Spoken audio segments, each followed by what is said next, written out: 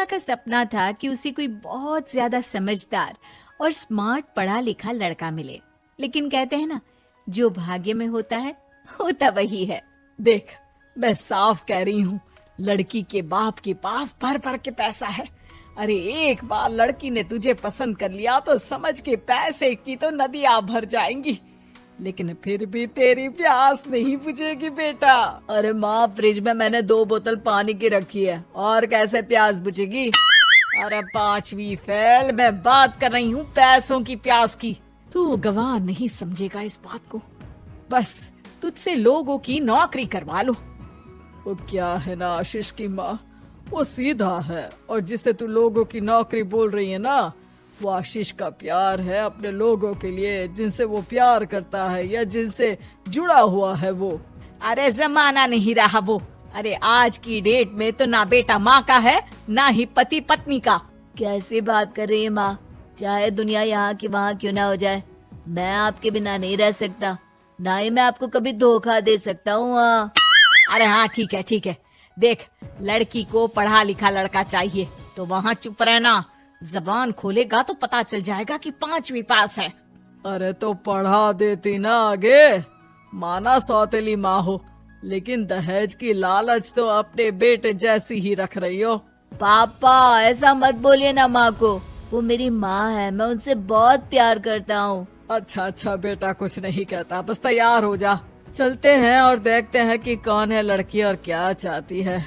सभी मिलकर लड़की देखने जाते हैं, जहाँ स्नेहा आशीष को देखकर ही इम्प्रेस हो जाती है। वाह, कितना हैंडसम है, काश इससे मेरी शादी हो जाती, लेकिन पता नहीं कितना पढ़ा लिखा है।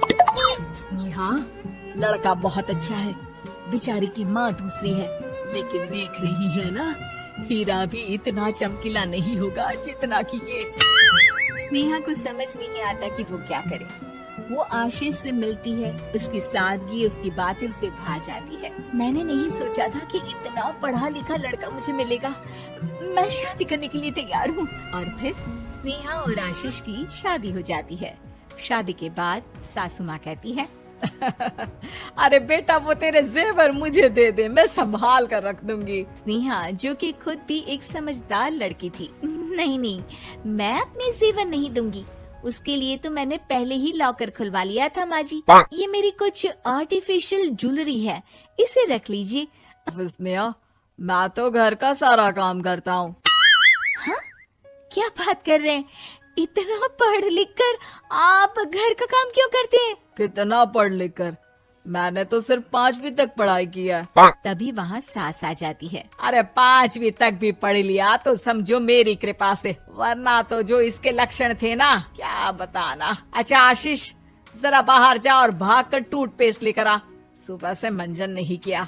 और हाँ, फिर जाकर दुकान की सफाई कर देना, तेरा छोटा भाई दुकान पर जाने को तैयार हो रहा है। स्नेहा ये सब सुनकर हैरान रह जाती है। वो सोचती है कि आखिर उससे क्या गलती हो गई जो उसके साथ ऐसा हुआ। आशीष स्नेहा के पास जाता है। सुनो, तुमको तो मैंने पहली मुलाकात में ही बताया था कि। स्नेहा आशीष की बात ही नहीं सुनना चाहती है। वो जोर से चिल्लाती है, चुप रहो बिल्कुल, गंवार कहीं के।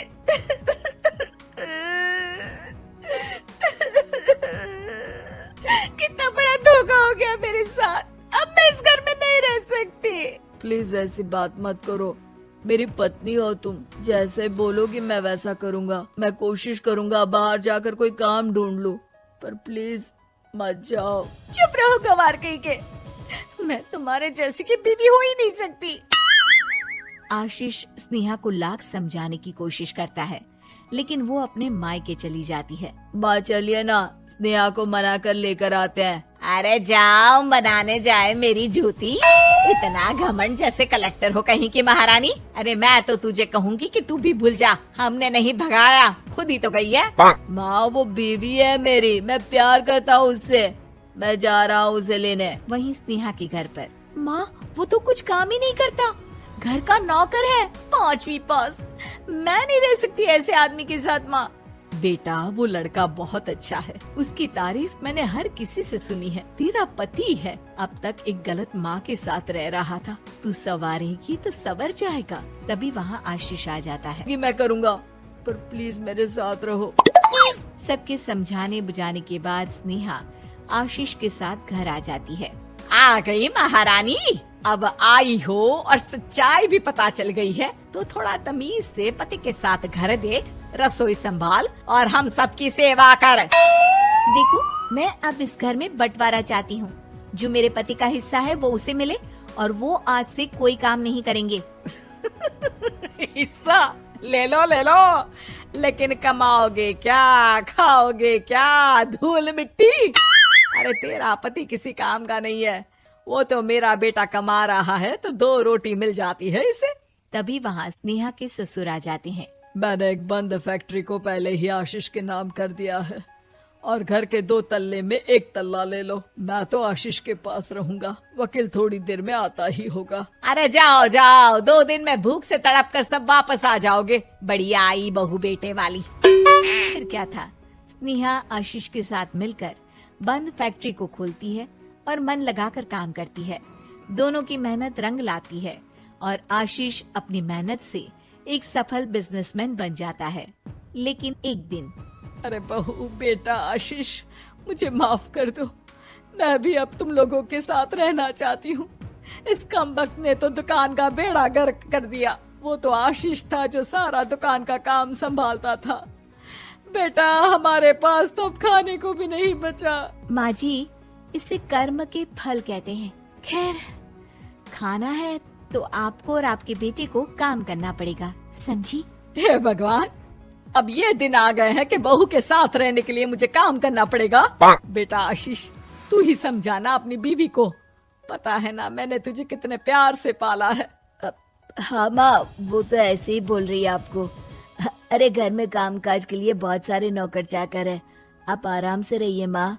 स्नेहा आशीष का अच्छा और सरल सच्चा व्यवहार देखकर मन ही मन सोचती है, मेरा पति गवार ही सही, लेकिन दुनिया का सबसे अच्छा इंसान है।